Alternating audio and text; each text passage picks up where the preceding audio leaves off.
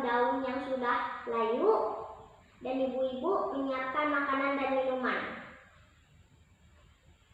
Anak-anak pun membantu bapak dan ibu-ibu untuk bekerja sama.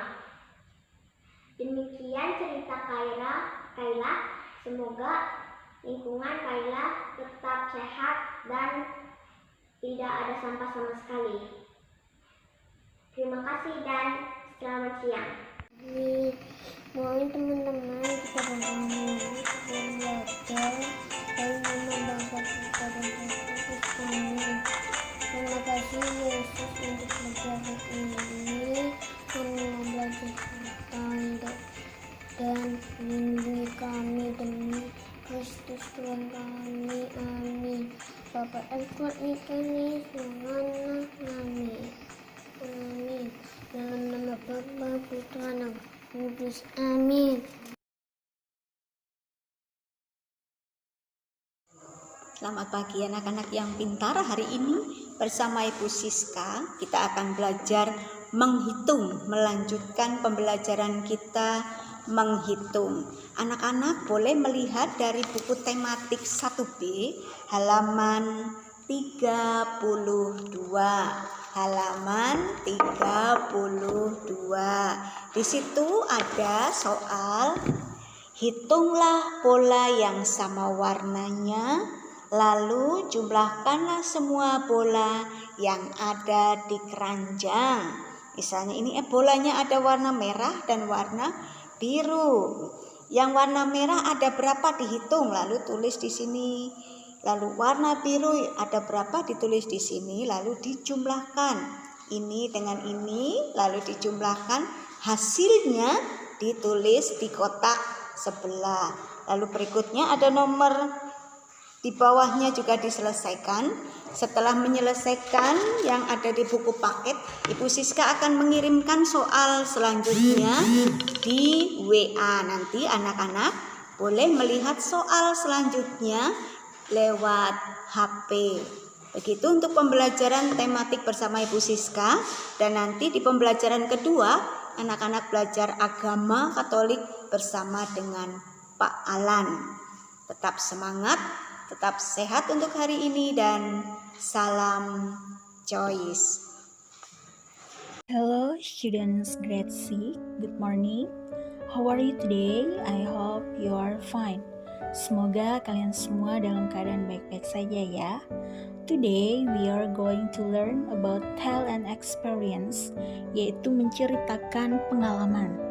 Okay students, now please open your book page 11. Buka buku kalian halaman 11. Listen and write. Dengarkan dan tulis. Bisa anak-anak lihat di buku kalian sudah ada pertanyaan nomor 1 sampai nomor 8. Setelah ini ibu akan membacakan pertanyaannya dan juga arti dalam bahasa Indonesianya. Simak baik-baik. Number 1. What is the boy's name? Siapakah nama laki-laki itu? Number 2. How many toy cars did Donna give to Tigor? Berapa banyak mobil-mobilan yang diberikan Donna kepada Tigor? Number 3. What did Donna go to Malang? Kapan Donna pergi ke Malang? Number 4. How did she go to Malang? Bagaimana Donna pergi ke Malang? Number 5. What did she visit there? Apa yang dia kunjungi di sana? Number 6. How many means of transportation were there? Berapa banyak transportasi yang ada di sana? Number 7. How took the pictures? Siapakah yang mengambil gambar? Number 8. What was the weather like? Seperti apakah cuaca di sana? Now, please listen the recording. There is a dialogue between the boys and the girls. Anak-anak dengarkan rekaman yang akan ibu putarkan ya. Di sana ada dialog antara laki-laki dan perempuan. Dengarkan dengan baik untuk menjawab pertanyaan-pertanyaan ini. Hey Hey, Tigor, wait. Hey Donna, what's up? I have something for you. Here you are. 1, 2. Toy cars? I love toy cars. And you gave me 2. Are you sure? Yes, of course. They're souvenirs from Malang. Thanks. Thanks a lot.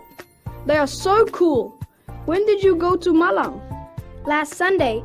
No, last Saturday, not Sunday. Did you go by train? No, we didn't. We didn't get train tickets, so we went by car. It was fun, wasn't it? It was, but a bit tiring. You know what? We visited Transport Museum. You did? Wow, cool. Did you see the old cars there? Cars, bikes, trucks, everything. There were 300 means of transportations there. 300? Really? Did you take any pictures? Yes, my father did. Here are some pictures. Look, this is me in front of the museum. Wow, it was very crowded. It was. There were lots of visitors, you know. So the museum was very crowded. Luckily, the weather was nice, so I could do many things there. If you finish, everybody please open your book, Fact 14. Dibuka buku halaman 14. Read and draw lines. Baca dan gambar sebuah garis. Now, let's read the sentence on the left first. Sekarang mari kita baca kalimat yang ada di sebelah kiri terlebih dahulu. Number 1, I forgot my umbrella. Saya lupa payungku. Number 2, there were so many visitors. Di sana banyak sekali pengunjung. Number 3, it was raining hard. Hujannya sangat deras. Number 4, Made was not well. Made sedang tidak baik. Number 5, Seta was not careful. Seta tidak berhati-hati. Number 6, Melin did not have breakfast. Melin tidak sarapan. Number 7, we did not get train ticket. Kami tidak dapat tiket kereta api. Nah, the sentence are called a cause. Kalimat ini disebut kalimat cause atau in Indonesia disebut kalimat sebab. Jadi, kalimat yang ada di kotak sebelah kiri disebut kalimat penyebab. Now, let's read the sentence on the right. Sekarang kita baca kalimat yang ada di sebelah kanan. A. We stay at home and watch television. Kami tetap di rumah dan menonton TV.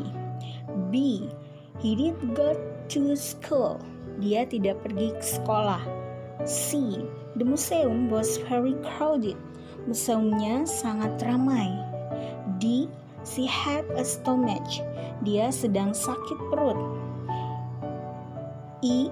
We travel by car. Kita bepergian menggunakan mobil. F.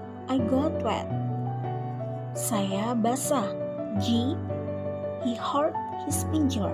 Dia melukai tangannya. The sentence are called effect, atau dalam bahasa Indonesia adalah akibat. Jadi kalimat yang di sebelah kanan adalah kalimat akibat. Now, your task is mark the sentence.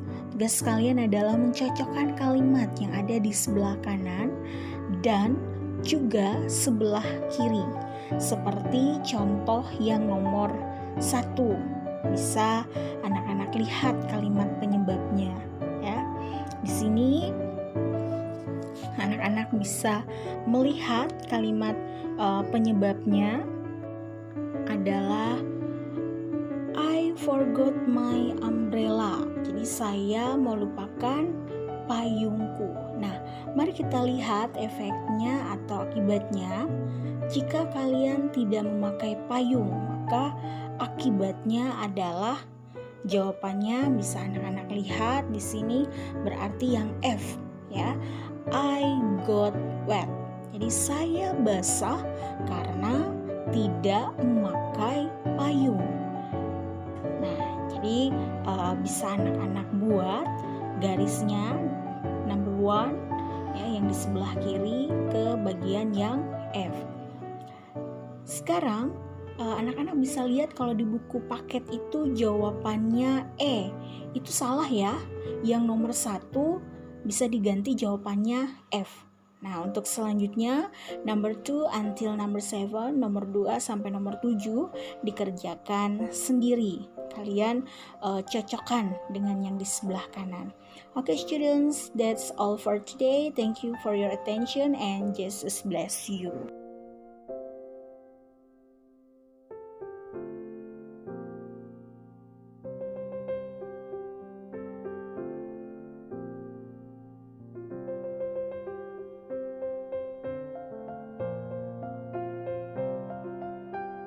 Pagi anak-anak, hari ini kita akan belajar penjumlahan dan pengurangan dengan menggunakan jari. Bagaimana cara anak-anak ya? Oke, kalau jarinya cukup itu enak, masih enak. Kalau ada 5 tambah 5 itu masih cukup jarinya. Kalau ada 14 ditambah 8, contohnya 14 ditambah 8. Berarti 14-nya itu di mulut, 14 tambah 8, kemudian hitung maju 14, 15, 16, 17, 18, 19, 20, 21, 22. Jadi 14 ditambah 8 sama dengan 22. Untuk kita ganti kalau kurang, tanda kurang, 14 dikurang 8 ada 2 cara. Anak-anak boleh hitung maju, boleh hitung mundur. Kita buat hitung mundur dulu ya. 14 dikurang 8, jarinya tetap 8. Di mulut itu 14. 14 sebelum angka 14 itu angka berapa? 13, 12, 11, 10, 9, 8, 7, 6. 14 dikurang 8 sama dengan 6. Kalau kita hitung maju, Miss, gimana? Tangannya ditutup saja semua. Kemudian di mulutnya 8. Kemudian hitung sampai 14. 8, 9, 10, 11, 12, 13, 14. Jadi ini merupakan jawabannya 6. Jadi yang mana anak-anak gampangnya hitung maju atau hitung mundur untuk pengurangan itu terserah. Nanti di video kan Miss Repi akan kirimkan soalnya. Terima kasih.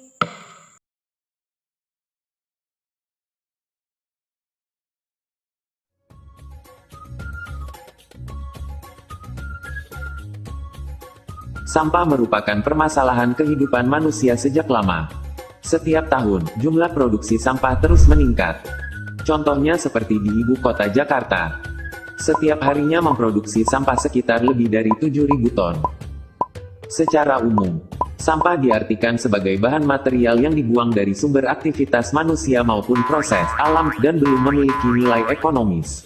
Sisa hasil produksi dari SDM tersebut dinamakan sampah padat. Sampah hasil SDM digolongkan menjadi 2, yakni sampah organik dan sampah anorganik. Sampah organik adalah sampah yang dihasilkan dari sisa-sisa makhluk hidup. Setiap sampah yang berasal dari tumbuhan dan hewan, serta berbagai produk olahannya merupakan jenis sampah organik. Sampah organik bisa berupa sisa makanan ataupun olahan dari dapur. Selain itu, sampah perkebunan dan kotoran hewan juga dikategorikan sebagai sampah organik. Jenis sampah ini dapat terurai secara alami tanpa perlu tambahan bahan kimia. Sedangkan sampah anorganik adalah sampah yang dihasilkan dari berbagai macam bahan dasar yang diproses. Sampah anorganik bisa berupa plastik, besi, kaleng, karet, kaca, dan lain-lain. Jenis sampah ini merupakan yang paling lama terurai dan membutuhkan bahan kimia tertentu untuk proses peleburan.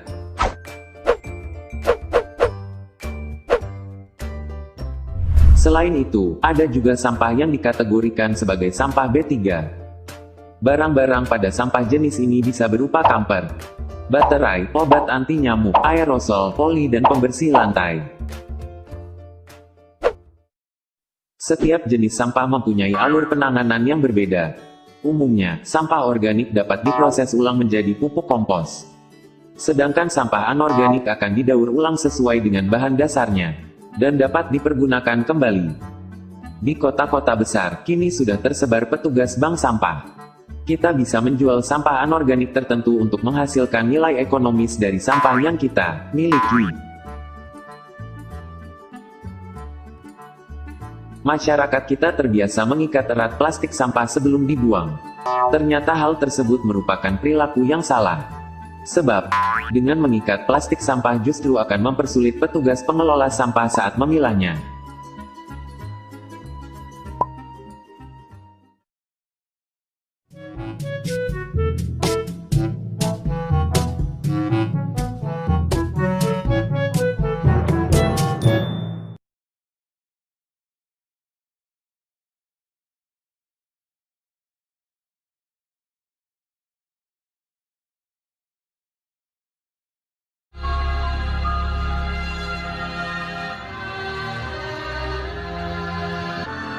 Selanjutnya, Tuhan Allah membuat taman di Eden, di sebelah timur.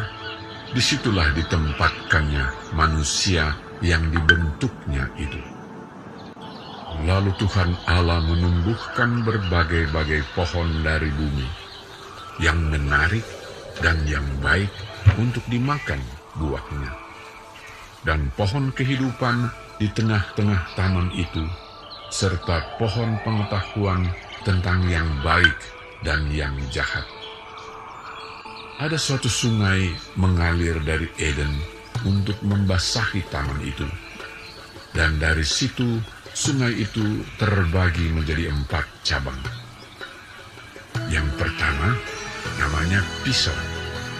Nama sungai yang kedua ialah Gihon. Nama sungai yang ketiga ialah Tigris, dan sungai yang keempat ialah Efrat. Tuhan Allah mengambil manusia itu dan menempatkannya dalam Taman Eden untuk mengusahakan dan memelihara taman itu. Manusia itu memberi nama kepada segala ternak, kepada burung-burung di udara, dan kepada segala binatang hutan. Dan seperti nama yang diberikan manusia itu kepada tiap-tiap makhluk yang hidup, demikianlah nanti nama makhluk itu. Tuhan Allah berfirman, "Tidak baik kalau manusia itu seorang diri saja. Aku akan menjadikan penolong baginya yang sepadan dengan dia." Lalu Tuhan Allah membuat manusia itu tidur nyenyak. Ketika ia tidur, Tuhan Allah mengambil salah satu rusuk daripadanya, lalu menutup tempat itu dengan daging. Dan dari rusuk yang diambil Tuhan Allah dari manusia itu, dibangunnyalah seorang perempuan. Lalu dibawanya kepada manusia itu. Lalu berkatalah manusia itu, "Inilah dia, tulang dari tulangku, dan daging dari dagingku. Ia akan dinamai perempuan, sebab ia diambil dari laki-laki." Sebab itu, seorang laki-laki akan meninggalkan ayahnya dan ibunya, dan bersatu dengan istrinya, sehingga keduanya menjadi satu daging. Laki-laki dan perempuan diciptakannya mereka. Allah memberkati mereka. Lalu Allah berfirman kepada mereka, "Beranak cuculah dan bertambah banyak. Penuhilah bumi dan taklukkanlah itu. Berkuasalah atas ikan-ikan di laut dan burung-burung di udara, dan atas segala binatang yang merayap di bumi." Baik, anak-anak. Tadi anak-anak sudah melihat, menonton, dan menyimak apa yang Allah berikan dan Allah ciptakan ya bagi manusia beserta dengan manusia yang telah diciptakan di dalamnya. Anak-anak yang terkasih, dalam kisah manusia dan Taman Eden, Tuhan menempatkan manusia ciptaannya itu di Taman Eden. Maka tugas manusia pertama di Taman Eden itu adalah mengusahakan dan memelihara taman itu. Kekayaan alam Indonesia menunjukkan negara kita adalah sebuah firdaus, taman yang diciptakan Allah bagi kita. Kekayaan alam dan keindahan alam serta keanekaragaman budaya Indonesia merupakan anugerah Tuhan yang patut kita syukuri. Kebanggaan dan rasa syukur kita atas bangsa Indonesia perlu kita wujudkan dalam sikap dan tindakan kita untuk memelihara dan melestarikan alam ciptaan Tuhan. Anak-anak yang terkasih, beberapa contoh sikap menjaga dan melestarikan alam serta budaya Indonesia seperti tugas manusia pertama ketika ditempatkan oleh Allah ya. Jadi kita ini adalah wakil Allah, kita yang kemudian melanjutkan karya dari penciptaan Tuhan ini ya. Kita melanjutkan apa yang sudah Allah berikan kepada Adam dan Hawa untuk dijaga ya, dikembangkan ya, kemudian dilestarikan. Nah, yang pertama ya, kita itu harus ikut serta dalam kegiatan penghijauan. Ya, kita bisa menanam apa saja di sekitar rumah kita ya, sayur, pohon-pohonan dan sebagainya. Yang kedua, melindungi hewan langka ya. Lalu yang ketiga, mencintai dan menanam tanaman ya. Kemudian yang keempat, meletakkan sampah pada tempatnya. Mengapa kita mesti menaruh sampah pada tempatnya? Ini adalah bagian ya dari kita menjaga dan juga melestarikan apa yang sudah Allah berikan kepada kita, agar apa yang sudah Allah berikan itu tidak rusak ya karena sampah yang kita buang sembarangan. Kemudian agar tumbuhan yang ada di sekitar kita itu bisa tumbuh dengan baik kalau tidak ada sampah. Jadi kalau banyak sampah itu ya bisa jadi itu akan merusak pertumbuhan dan keindahan dari apa yang sudah Allah ciptakan ya, yang ada di sekitar kita. Anak-anak yang terkasih, dengan pembelajaran ini kita diharapkan agar semakin bangga dan bersyukur sebagai bangsa Indonesia yang memiliki kekayaan alam ya, memiliki berbagai macam yang diciptakan Allah dalam kehidupan kita, agar kita bisa mensyukurinya ya, agar kita bisa menjaga dan melestarikan apa yang sudah Allah berikan kepada kita, supaya apa yang Allah berikan itu tidak menjadi sia-sia. Baik, terima kasih anak-anak untuk pembelajaran hari ini. Nanti anak-anak akan Ibu beri tugas di akhir pembelajaran ya. Silakan anak-anak mengisi tugasnya dan mengumpulkannya. Terima kasih.